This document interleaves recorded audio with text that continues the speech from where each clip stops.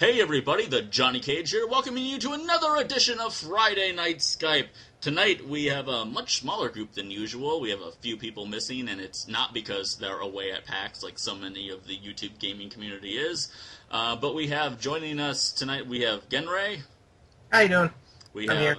the Generation 71. What's good, everybody? You got Utorai, of course. Yay. We have Pearstrike, who knows, he might become a regular now on Friday Night Skype. Whoa, maybe. Hello. Who knows? And we have the return of the Phoenix. Ryan Phoenix is here, everyone. Good to be back. Alright, so we got a few things that we were going to talk about, because we didn't have a Friday Night Skype last week. We all took a break. Actually, we were all playing Phantasy Star Online quite a bit. That's the honest truth about Except me. it. I was playing TF2. Yeah, and we'll get to TF2 soon. There's a lot to talk about that. But first, I figured we'd get the somber notes out of the way.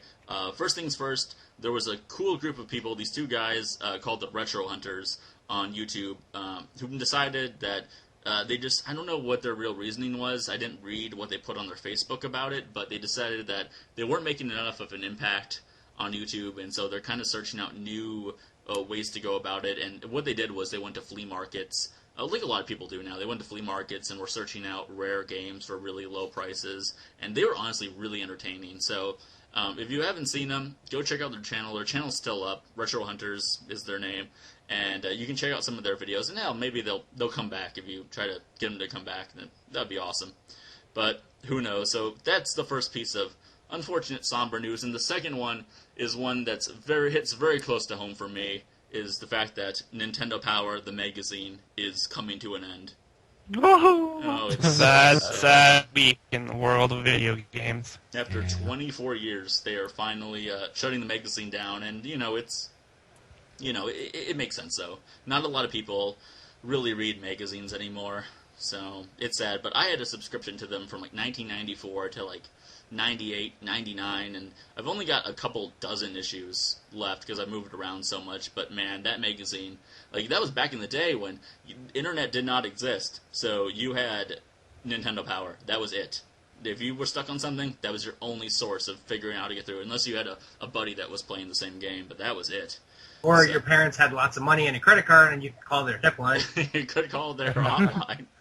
Yes, I believe $5.99 for the first minute, and Oh, God. your firstborn after that, something of that sort. Sounds about right. That sounds Hey, better than those, like, late-night callers. You know, they charge you at least, like, $50 for, like, the first minute, so. Yeah, you gotta stop calling those phone sex hotlines, man.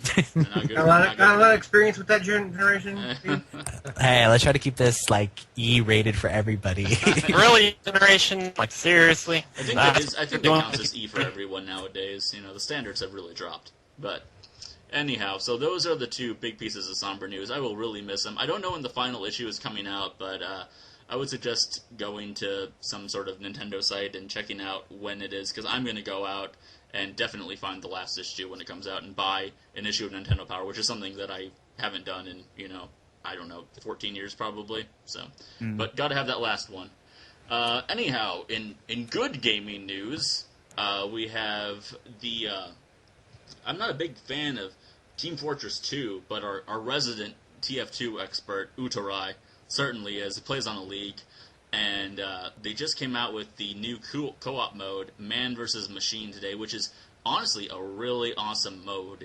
It's co-op, 6 people on a team, and you fight machine versions of all the different classes of the characters. They come at you at waves, and it's a great way of introducing new people to the game, especially if you've never played it before, or you're like me and have tried to play it on a number of occasions but get killed instantly when you go into a game, because that's a real pain in the ass. But Utorai, maybe you can inform us more about that, like the ups and downs of this. What do you have to say about it?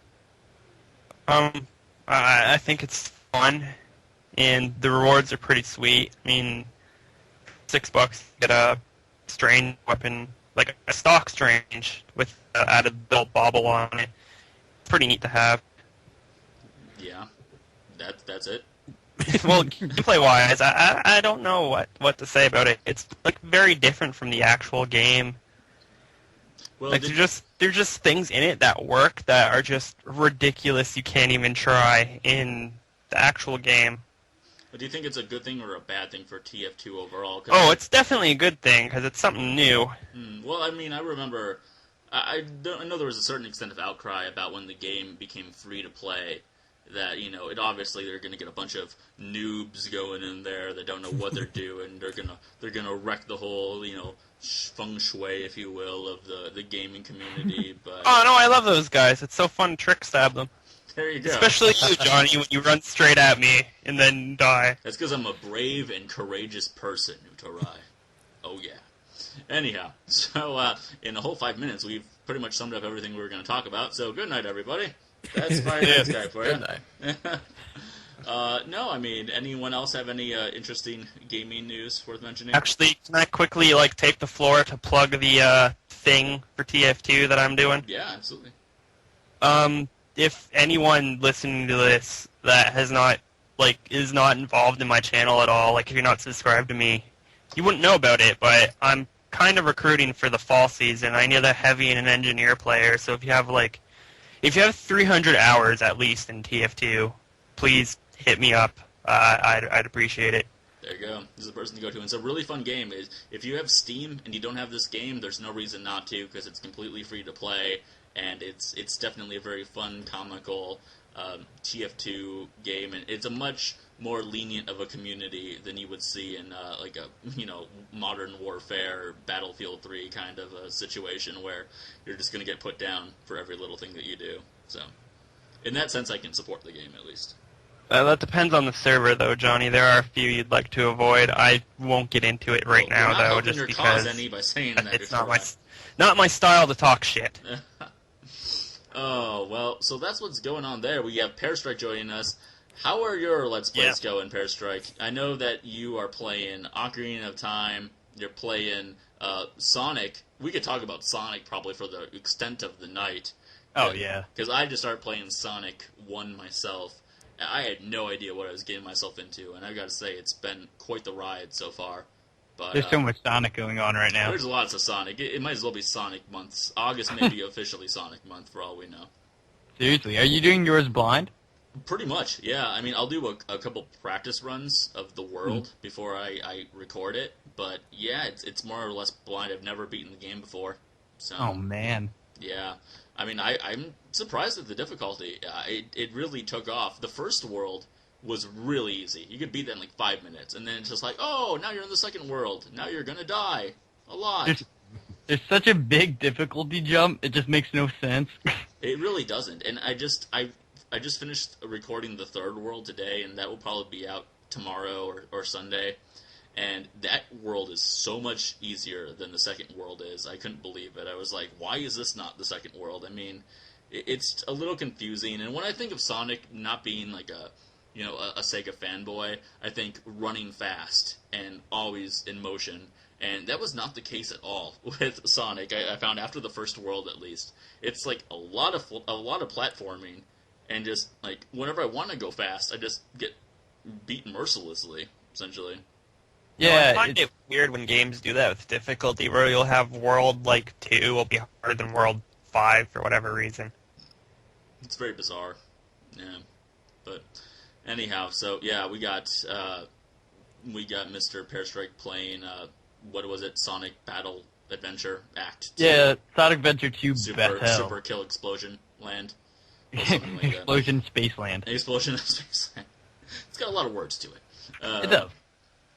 Well, because how is that different from Sonic Adventure 2 for the Dreamcast, if you're familiar with that one at all?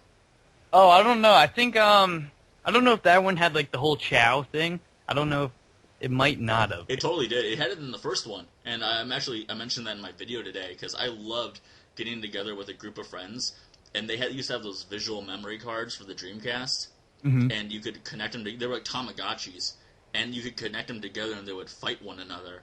And it was so much fun to play around with those. That was more of a draw to that game than the actual game itself for me. Yeah, I honestly, love the Chow Garden. That's the best part of the game. You go into the Chow Garden, you just beat the fuck out of one of them until it changes color. Yeah. I actually did beat one. It started off blue. I beat it for 2 solid hours until it turned green. And then I guess its wounds healed, and then it was orange. You beat it so badly, it became healthy again. That's a lot of beating right there. And that's what you're supposed to do. messed up. It's awesome though. Well, there you go. If you ever wanted to beat up cute, cuddly creatures, Sonic is the way to go. It for is. sure. Ryan's here. Ryan just started playing Soul Blazer. Your feelings about Soul Blazer, Ryan? I'm sure you've beaten the game before, probably. I have beaten the game. I've beaten the Soul Blazer trilogy. Actually, I've beaten all 3 of the games there, but it's a different experience trying to commentate on the action RPG rather than the turn-based. Like, I got the Vandal Hearts Let's Play as my other one that's going right now, the tactical. It's one of the that gives me a little bit more time to think about what I'm doing there, so talk a little bit. Probably one of the reasons more I easily play, that way. I do, post commentary on my videos because that gets right, out of control really fast. But Illusion of Gaia, Terra Enigma, which only came out in Europe. Did that even come out in Japan? Is that a Europe only thing? No, it was a Japan release. It just didn't come out on our end. I think it's the one that came out in Europe as well. But Yeah. I don't know the PAL region nearly as well as I should. But I don't know. I mean, so far, so good. Definitely looks a lot like ActRaiser. I think a lot more people played ActRaiser than they have Soul Blazer before. And the sound effects are pretty much the same. Yeah, they took a lot of the sound effects and some of the graphics seem like similar. Not, obviously not the same, but Well, I like the fact that it's like you're going through this world and you're fighting off enemies, and when you just essentially destroy an enemy generator, then you are able to return to normal a piece of land, like a house or a goat or a tulip. right, a goat. Lots of goats. If you played for the PlayStation 2, Dark Cloud, that's the same sort of premise there. That's really? Is it? sort of the modern Huh. version of that. Yeah, you go into the dungeon and you find these spheres. I can't remember what they're called, but you release a soul in that, and then you get go back into the overworld and place it in different ways. Like in Soul Blazer, when you release it, it's just put into its proper place and get a decision in it. Dark Cloud is more interactive. Like you can move things around, put things in different places, and you're supposed to try to make everybody happy. So it's kind of like a town building sim inside of an RPG, sort of. I heard a lot about Dark Cloud when it first came out, and Dark Cloud 2, which I think is one of the more hard-to-get games for the PlayStation 2, if I remember correctly.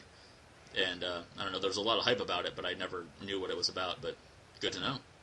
Yeah. Honestly, still haven't beaten that. The first Dark Cloud there. I do have both of them, and barely started the second one, so... Yeah, well, I like the fact that it's not like ActRaiser, where in ActRaiser you're going through, side, just platforming levels, and then once you beat a level with a boss at the end, then you can do it. Here it's just destroy an enemy generator and you're good to go. So right, yeah.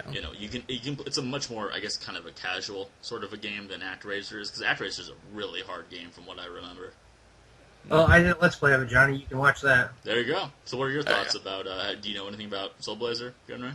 The fact that I gave up the LP, yeah. That says something, I suppose, about it.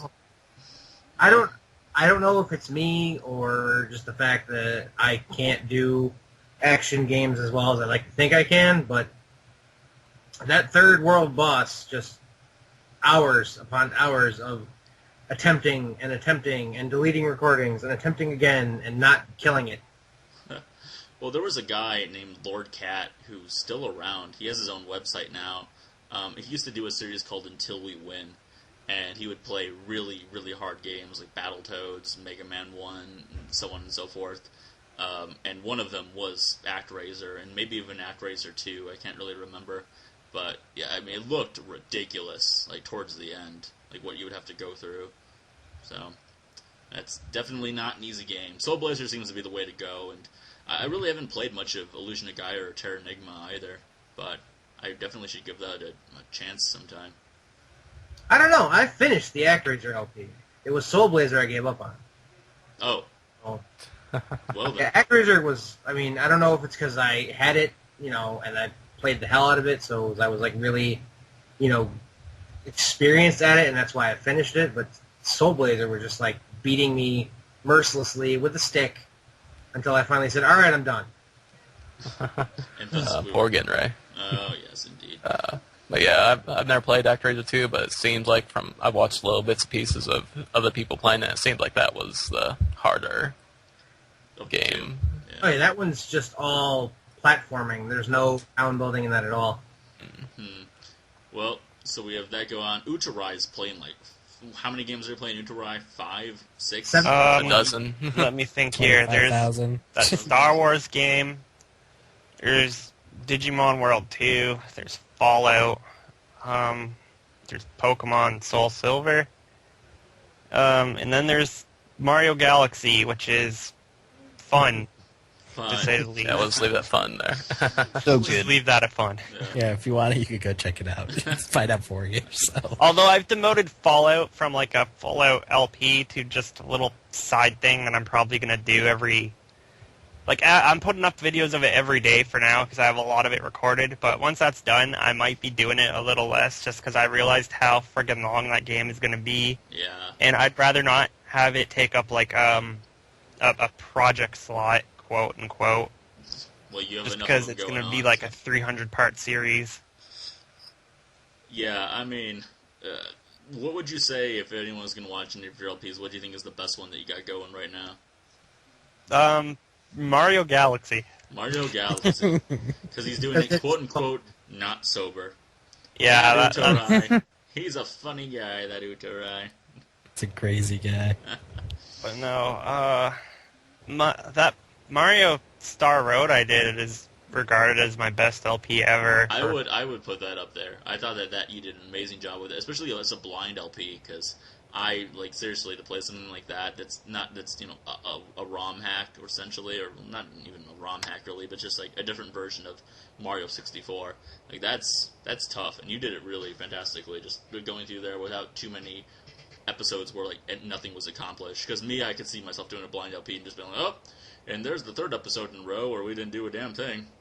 Like Ulta. That's more of how Fallout is happening because, I mean, it's just the style of that game. There are parts where I don't do a damn thing, and it's like 20 minutes of nothing going on, Yeah. which kind of bothers me, but it is what it is. That's the game. It is what it is, yeah. Well, that's the reason I didn't want to do Skyrim when it came out, because I was really adamant about doing some sort of Let's Play on Skyrim, and then it just, like, where does this end? It doesn't end. It just keeps on going and going and going.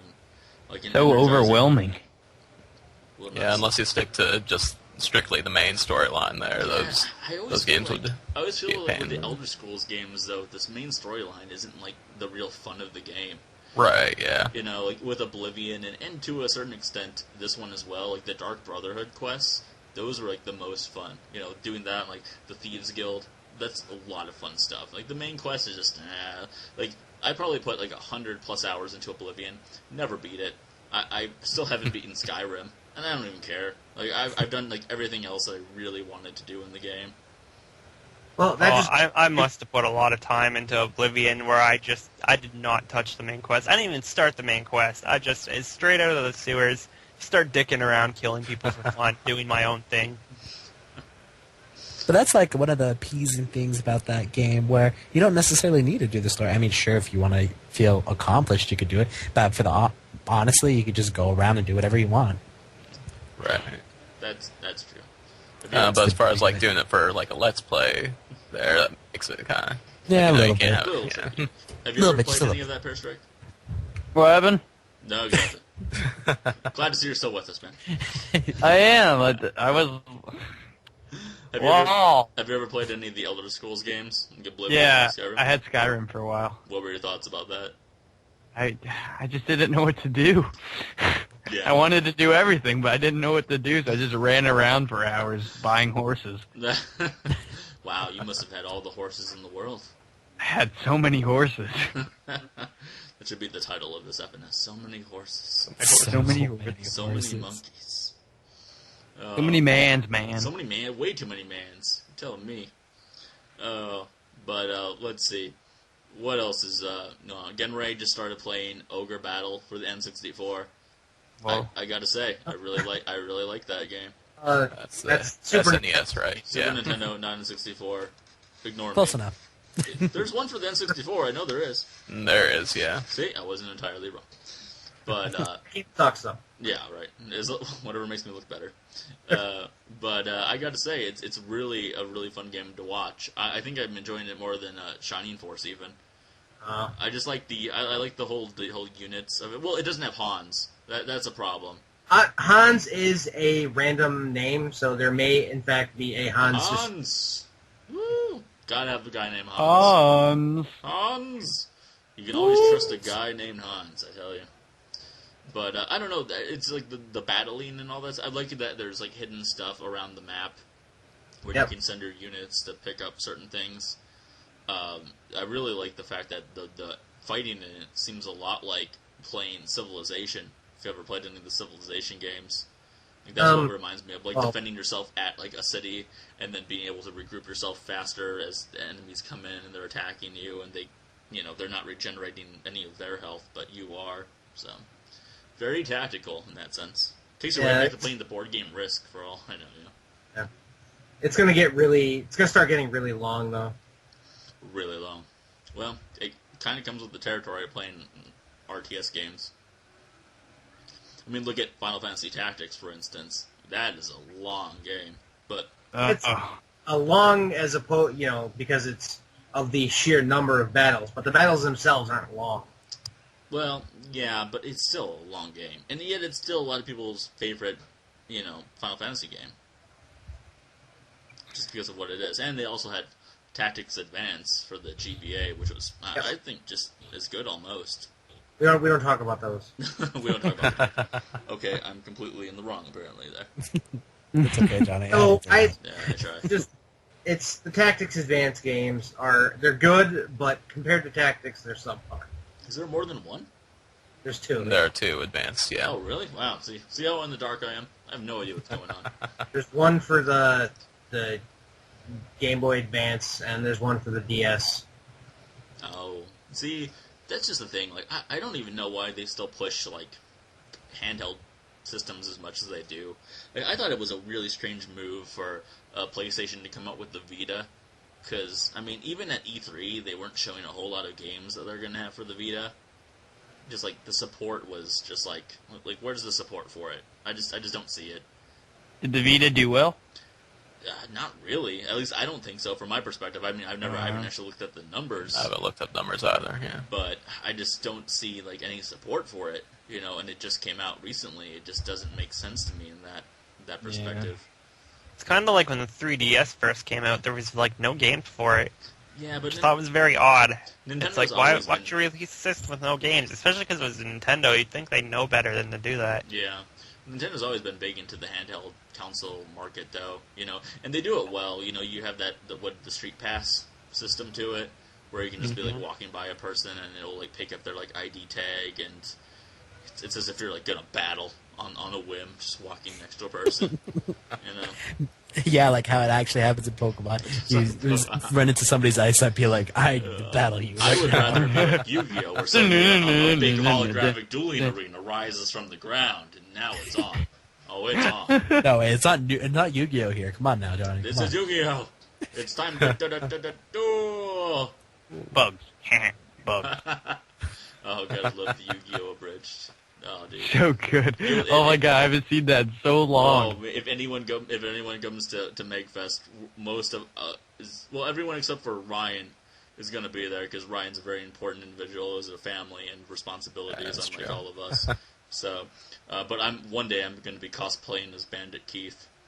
So, oh, that'd be so good. I've done it before at an anime convention, and I still have all the get up. So, totally going to be doing the In America kind of thing over and over again. And then don't forget the part where you stumble into the Yu-Gi-Oh! Tournaments drunk and go, I'm Bandit Keith, I'm here to sign your Yu-Gi-Oh! card. That's a personal story, Ucho Ryan. Thanks for bringing that up. It's a great story, though. That should be shared with the world. I actually kind of want to hear this story. Go ahead, Johnny. That sounds like the best thing I've ever heard. Well, okay, fine. This is the last anime convention I went to, and I was cosplaying as Bandit Keith, and I'm 26 years old.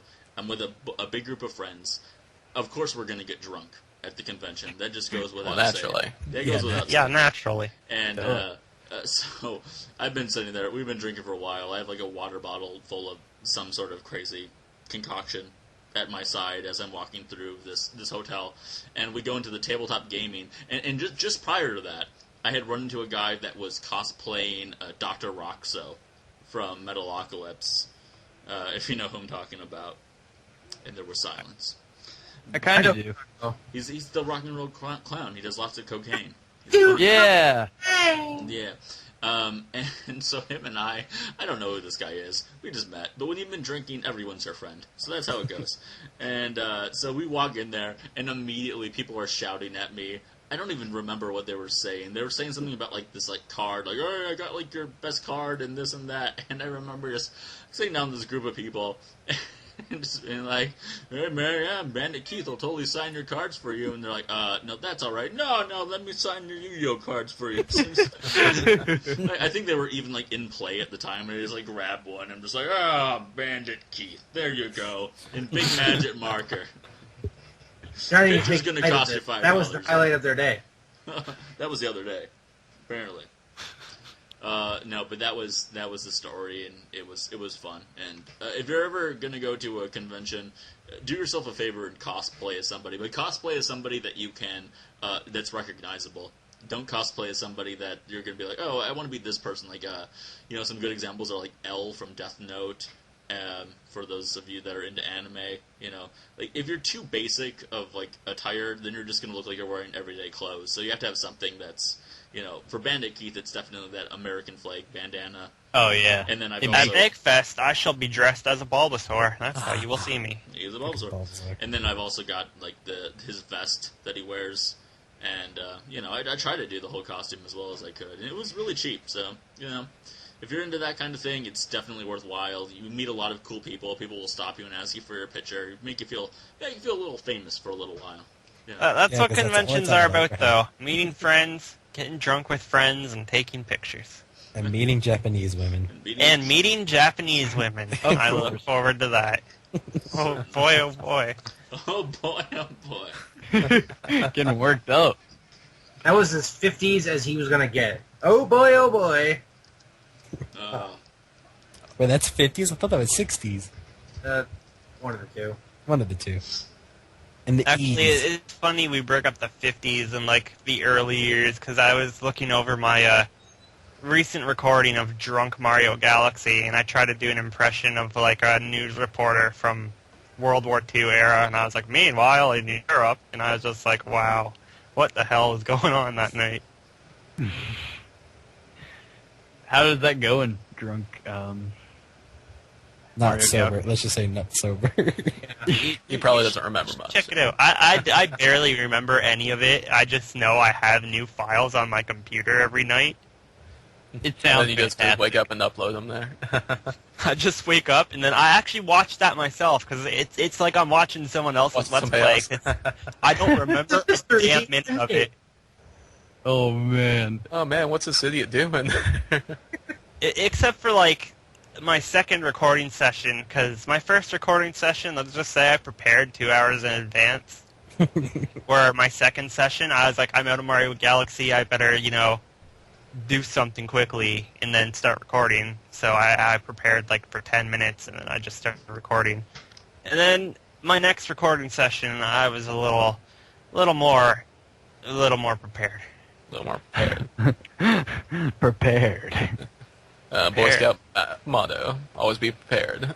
Yeah, gotta be remember- prepared for those long nights. Long, lonely nights as a Boy Scout. Tying knots. Tying knots, man. Were you in the Boy Scouts for very long, Pearstrike? No, I think I made it to a Cub Scout.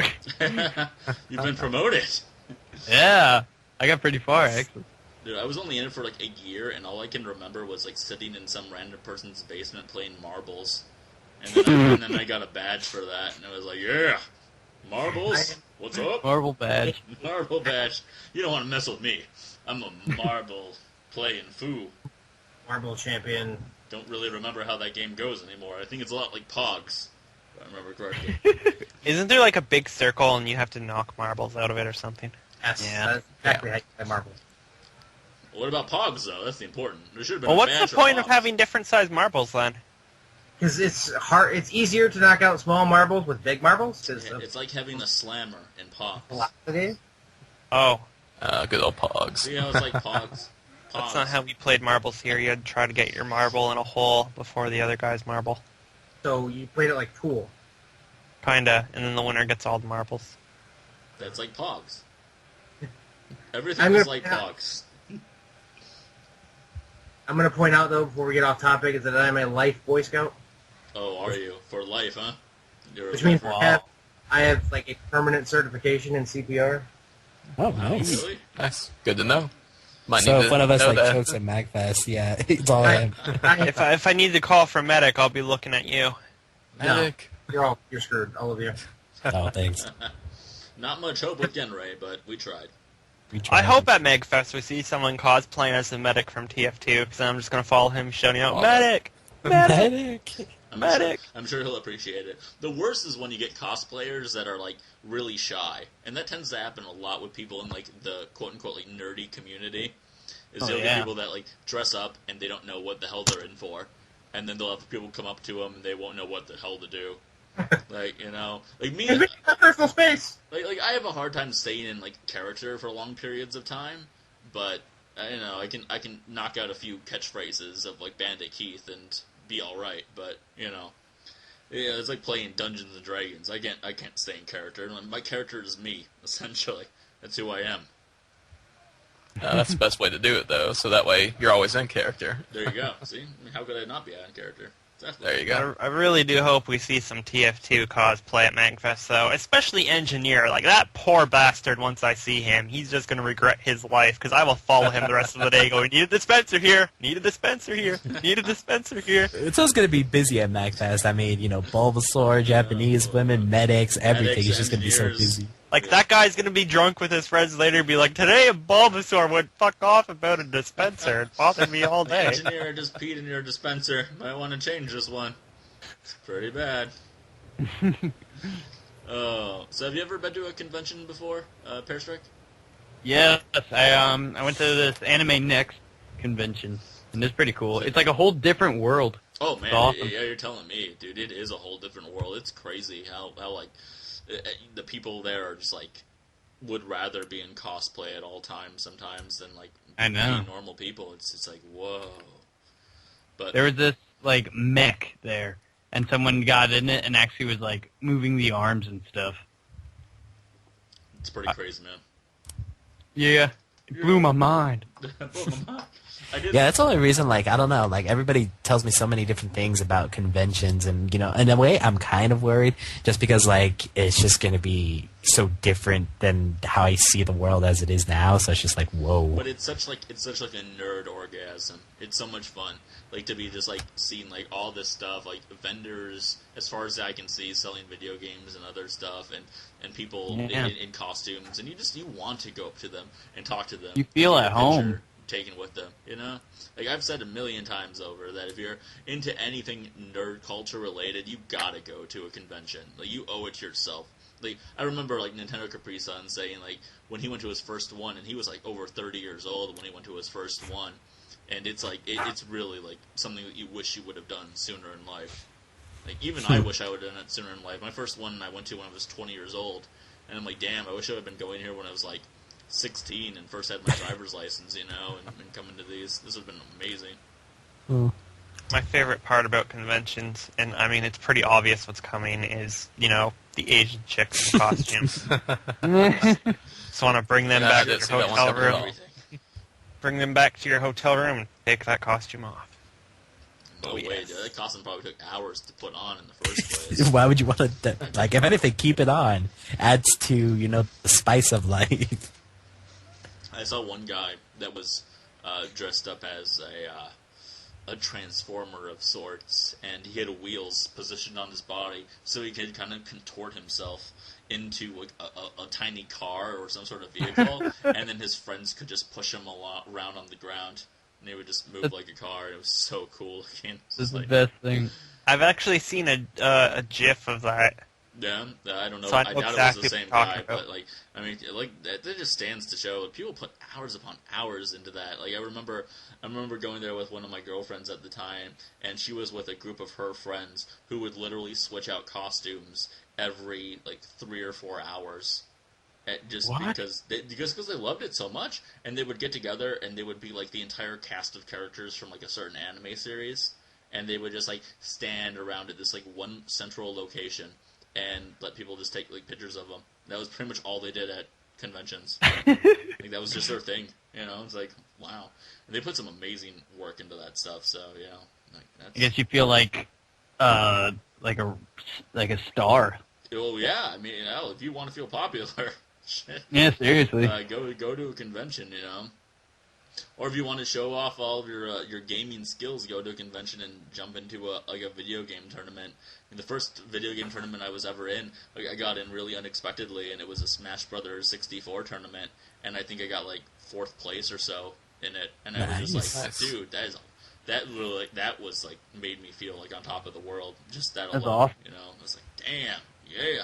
So Speaking of which, since he's not here, I'm going for Ulta. I mean, I swear. I'm going to get him back at MacFest. It's going to happen. You guys have a grudge match. Sorry, take him down. You guys have the biggest grudge match ever.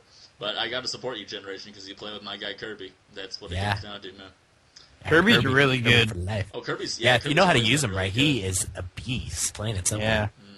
I mean, the one thing that's always thrown me off about Smash Brothers is kind of a problem I have with a lot of other fighting games, like the Soul Calibur series, is that they feel like they change up their moves way too often. And I know it's meant to like balance them out, but it's become such a pain in the ass. You know, it's like, why can't you just balance out the new people to be as good as the old people? Like, if you play like a Street Fighter game, like if you haven't played a Street Fighter since like Street Fighter 2 for the Super Nintendo when it was really popular in like 1992, then you pick up Street Fighter 4 today, and you play as like a Ryu or any of one of the 8 original guys, they still have the same exact moves. Like, you could pick that up and you're just as good as you were, 20 years ago. Yeah. And that's one of the things I don't get about fighting games, is how they change it up so much. It just seems Yeah. so unnecessary. With Smash Brothers, like, they did kind of change some of the moves, but not as much, because, like, with Kirby, like, when you did the forward dash attack or whatever, back in Melee, it would actually be, the fireball. Mm-hmm. But in Brawl, now it's actually the upside down, roundhouse kick, pretty much. And so, but it technically does have the same effect. What you think about it, it does do the same amount of damage, and it also gives you that kind of moment of vulnerability after you finish the attack. So in a sense, they have changed it up, but it's still kind of the same. It just looks different. You might be right, but Yeah. Brawl's also a very special circumstance, because like that whole game, like the speed of that game, which is something that you got to just consider. You almost have to change your gameplay depending on which version of Smash Brothers you're playing. I mean, 64 is so slow, Melee is insanely fast, and Brawl is somewhere in the middle, it seems like. Yeah, and the Brawl, I think what always trips me up is the stages still. The stages, I still can't balance some of those out. They just throw me off. Well, I mean, even that, in Brawl, there are some characters that are, they're just forbidden from being used or banned from being used, like Meta Knight, and I'm sure there are some others that I can't recall off the top of my head. But, I mean, just Yeah, I think it's Meta Knight, and then I'm trying to think. It's just Meta Knight, as far as I remember. Like, I remember there was actually some tournaments, though, that they actually, again, banned Falco from that, but not as much as they did in Melee. Oh, yeah. But the main one is Meta Knight, yeah. Wait, why was Falco banned in Melee? He was just ridiculously fast. He had so many chain grabs, like a lot. Like literally, if you knew how to use Falco, you can go through the whole match just chain grabbing, and bam, the guy would never have an opportunity to bounce back. You would just be up in the air, back down, up in the air, back down, all that stuff. That's how you went down. So. Who do you play as, Bear Strife? Ice Climbers. Ice Climber? Dude, that's so hard to figure out. I've never been good at having to control. Well, you only control one of them, right? Yeah, and I don't know. I just always, I don't know. Well, my eyes always deviate from one person to the other whenever I'm playing a character. Because I mean, there are characters in a lot of games that have one main guy and then a side guy that fights along their side. But my eyes always deviate. I'm not able to control them nearly as well as I would just one person, obviously. But I just like how lucky that you could get with them and how strong that they are sometimes, and they're pretty quick. So yeah, I don't know. Sometimes I also play as Diddy Kong. Diddy Kong. He's pretty good, though. I don't have anything against him. I normally would play with Kirby, and after that I would probably play with, I really like Toon Link for some reason. I don't know why. Maybe. Oh, yeah, me too. I don't know if that's just me, because I really disliked Link a lot in, the 64 version. I thought that he was, the worst of all the characters in the 64 version. But, I don't know. I mean, everyone's got their preference in it. Yeah, I like how Link's bombs hurt teammates, so I remember in the 64 version, I would just troll my teammate the whole game. The 64 version almost came up to whoever had the best, third jump, whether it was like Kirby with the what I call the Shadow Sword, which is like the cutter move from the cutter ability, yeah. Cutter ability. Yeah. And you know, whoever else had one that could get him, you know, Captain Falcon with that explosion kind of thing out his ass. I don't know what it was exactly, but pretty much exploded out his ass is what he did. I mean, Seriously. but yeah, I mean, Link just had that upwards B with the sword spinning around thing. You know, I like Link a lot more in Soul Calibur too, honestly, for the GameCube. I still play that game today. That was a freaking awesome game. Great fighter. Soul Calibur. Yeah, I have Soul Calibur 2 for like GameCube, PS2, and Xbox. I don't know why. Does anybody feel that, like, it might just be me, but as in Soul Calibur's late stages, I feel like they're selling out a lot more than they used to. Does anybody else feel that way? Oh yeah. Isn't like Yoda and Darth Vader in one of the new Yeah, ones? Yoda and Darth Vader is in one of them, and then recently they actually had Ezio from Assassin's Creed in it too. Well, Really? He doesn't. Yeah. My problem with it was that it goes back to the whole changing of the moves thing. Like my main guy used to be Killick, the guy with the bow staff in Soul Calibur 2, and they changed. Then when I tried to pick up Soul Calibur 3, and after that they changed up his moves in every version of it. Like so, you know, I used to be amazing in Soul Calibur 2 with that, but now I couldn't play it for shit because I just like why would you have to do that? You know, just that's why I'm still a big fan of Street Fighter. Just like Street Fighter had it right, you know. Like I'll keep the old guys balanced and if you're bringing new guys, just make them balanced like the old guys are. And that's all it boils down to. Who's your favorite character in Street Fighter? It's changed a lot over the years. I remember very vividly wanting to get. I got a Super Nintendo for Christmas in 1992, and I remember being in a Toys R Us and watching a display of Street Fighter 2, and I remember seeing Dalsim with his crazy limbs that would extend all the way across the screen, and it's like, we need this game. We need this right now. You know, not actually what I said probably, but you get the point. And now that you bring up Toys R Us, I remember those days where when you were younger you'd be so excited, and I went recently with my sister, and I was like, I really don't remember why this used to be so exciting. You do get older though too, you know. But then I went to Chun-Li. I played Chun-Li a lot for a while, and then now for the past, I don't know, well over a decade, it's been Ryu or Ryu, depending on what you want to call him. You know. It's Ryu. Well, it is. Chung-Li is my favorite. I don't think I have to explain why. Because she's an Asian chick. Yep.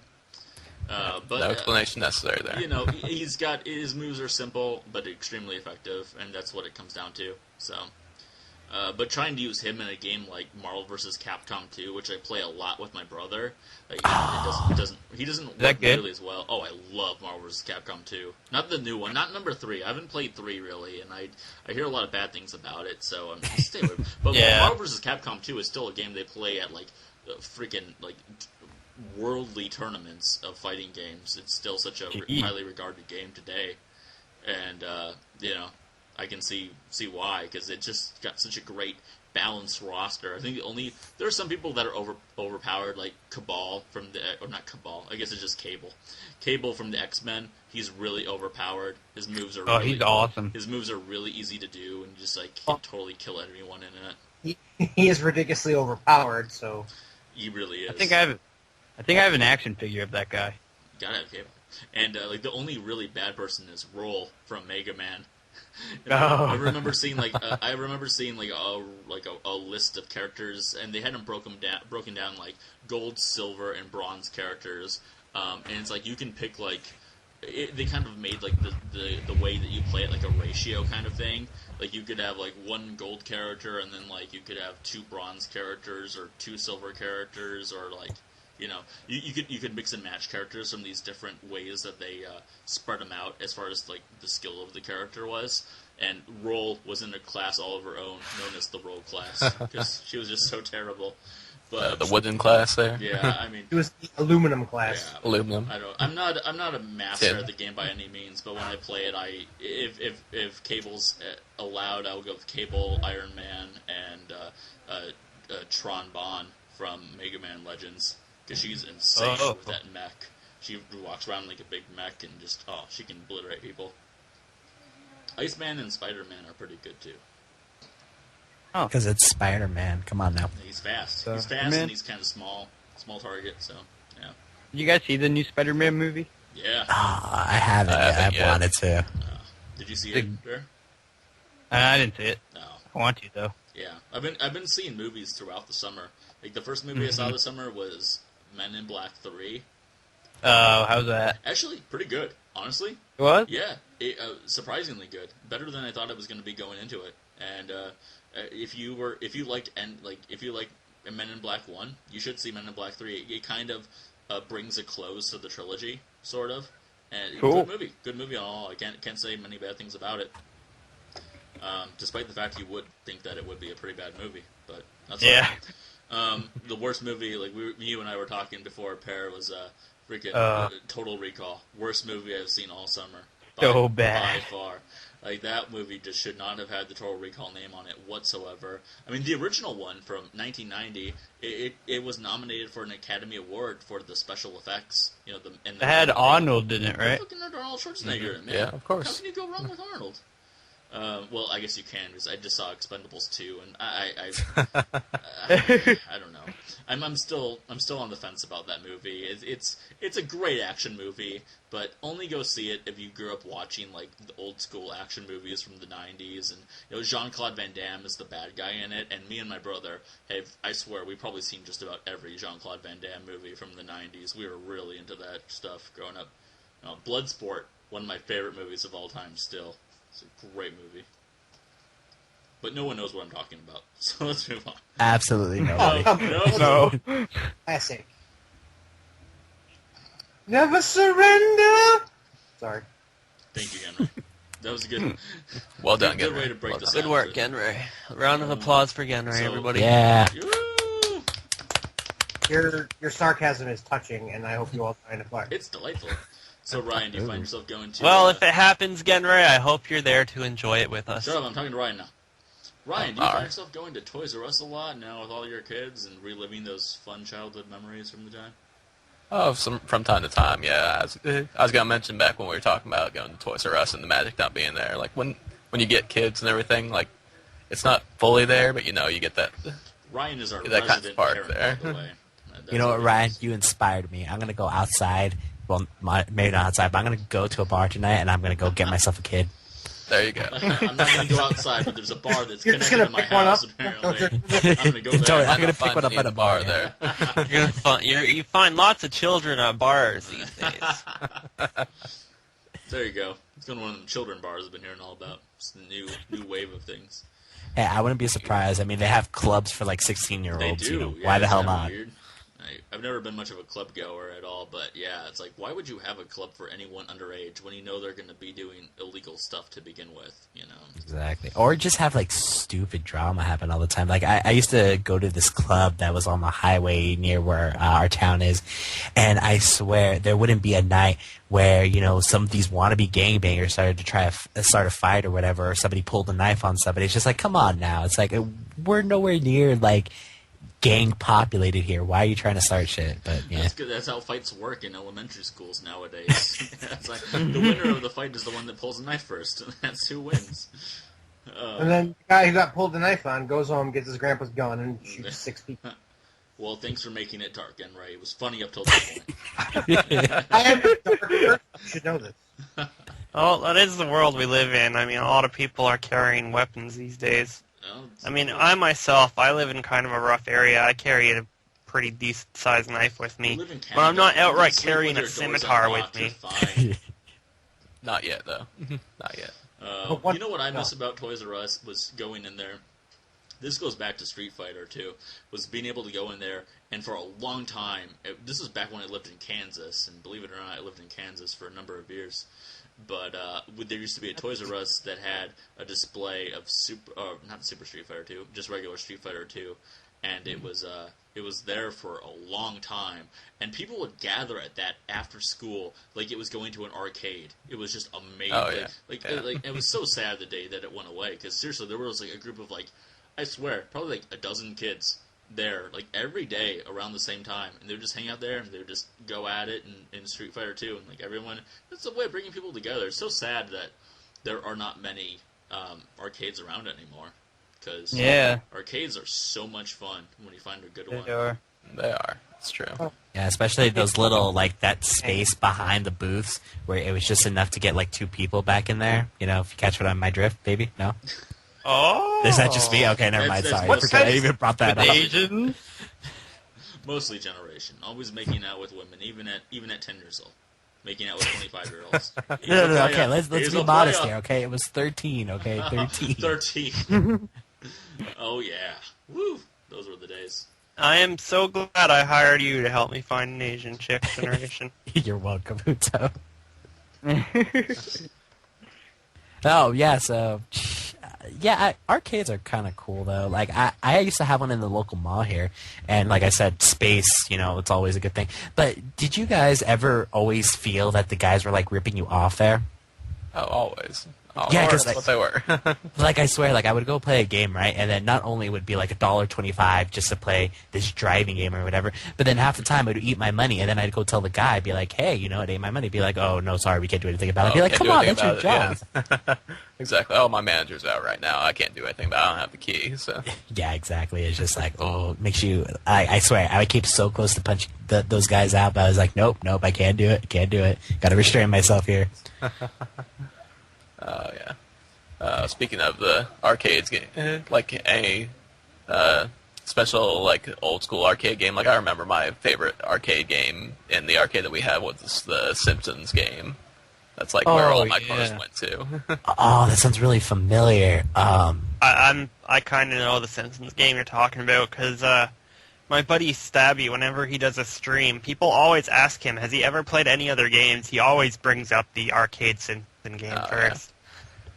Isn't that kind of like a version of like Turtles in Time where you were like fighting with them? Wasn't it? Yes. Yeah. Oh, I know what you're talking about. I love that game. Simpsons beat 'em up game. Yeah.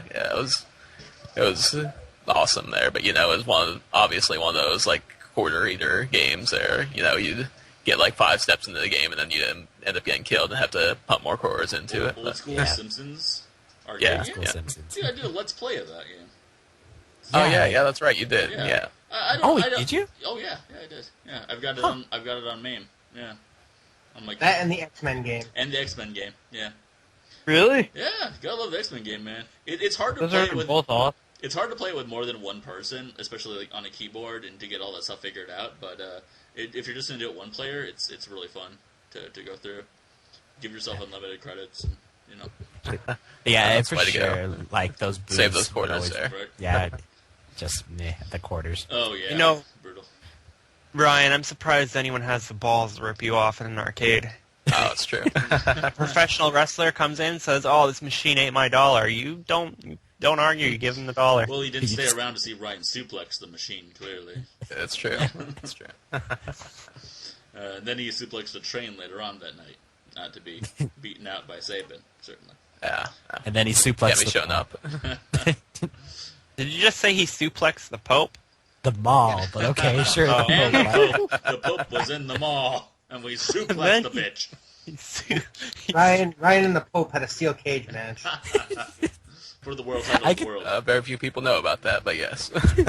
I could totally see that be like, a headline right there. Be like, Ryan Phoenix versus the Pope. Steel cage. World championship of the world title. No holds bar. Redundant title on the line. Yeah. Good old wrestling games. Man, I wish I still had the N64 here. I'd totally be playing some NWO versus WCW Revenge. Oh. That was an awesome game, dude. I used to be hardcore in wrestling back in the day. That was an awesome game. I love the mechanics of the N64 wrestling games where, like, to block, the guy would just puff his chest out. That's a very puffy chest you have there. Admirable, to say the least. Oh, Batman, I see you've noticed my puffy chest. Once you lick it clean, I shall permit you to die. Yeah, like now that we're on topics of wrestling games, I feel they were kind of lacking in advancement towards wrestling games because I had some for the GameCube, for the PlayStation, and they were just getting ridiculous. They would add so many different variables to it. But now with the recent one, WWE 12, I feel that it's actually very not simplistic, but I think they're getting back to the basics. Really? Where it's just like block, your stuff, do your moves, make a good show, pretty much, you know? I think they're finally listening to what actual wrestling fans want in their wrestling game. Yeah, it's just like, we just want this, that's all. Yeah, I mean, I think that they were really good. I haven't played one since, like, probably like, SmackDown 2 for the PS1. But yeah, I don't blame you. well, it was that was like the end of me getting out of like professional wrestling, you know, just growing up and getting out of it. But I still say professional wrestling, like even though you know the characters and the story has gone way downhill, it's still really damn entertaining. I mean, all in all, good time. I have a lot of great memories going to a few house shows growing up with my dad and my brother. Oh yeah. So definitely can't say anything bad about that. But anyhow, you know. One thing I wish they bring back just in wrestling in general, bra and panty matches. I'm just going to throw that out there right now. Well said. There's so much criticism towards like women's wrestling, and I always feel like if you're going to do like a bra and panties match, I just might as well be going to a porn site or something like that. It's like, why see half of it when I can just skip the wrestling part and just go straight for the porn? You know? Seriously. True. It's right there.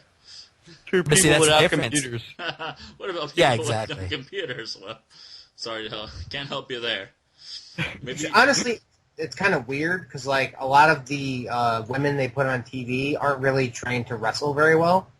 So like you'd think that's all they would be able to do is wrestle in bra and panty matches, and yet they don't have them. Yeah, well. What's And the the reason point? they don't have them these days anymore is because, at least the WWE, it's very E-rated now. It's aimed towards children, believe that or not. And Really? They actually stated that, be like, we want to be more children-friendly. Yeah. That's the reason they actually toned down the language, toned down on the jokes and the antics. You don't see, like, people getting beat up, straight up bloodied every single show these days. And, yeah, they took out the bra and panty matches because of that, too, which I think is stupid, but meh. Well, I think everything goes full circle. You know, it's going back. You had the Attitude Era of the mid and late '90s, where you had Stone Cold and Rock and all that stuff going on, and that was very, very mature-rated kind of stuff going on. And now it's kind of come back to where it was in like the late '80s with Hulk Hogan kind of being like the John Cena of nowadays. And you know, I really don't follow it as much, but I know that it is very like G-rated Yeah. kind of stuff.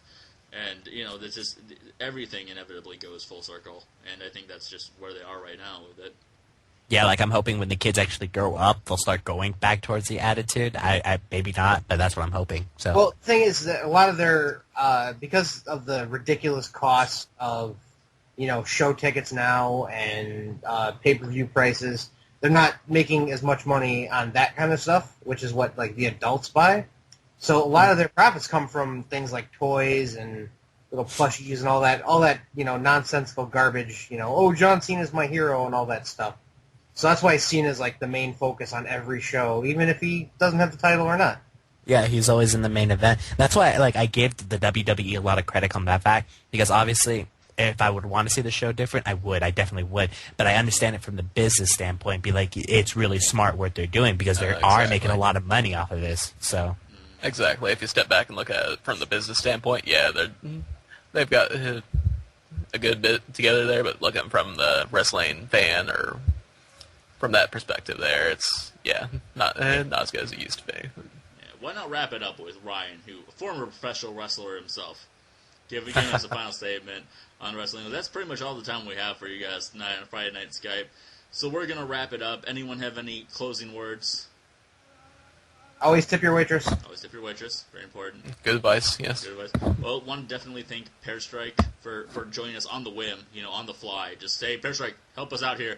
And he was here for us. Got to appreciate that. No problem. Everyone go check out his channel.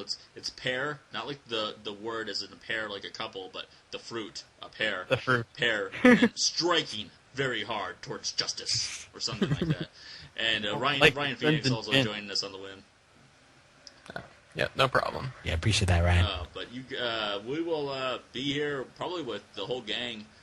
Next week we'll hopefully have a new guest that will probably join us regularly from that point on. That is the way that things generally go around here. But thanks a lot for listening, everyone. I hope you enjoyed it, and we will talk to you next week. Take it easy, everyone. Last word. guys. Last Good night. word. Last word.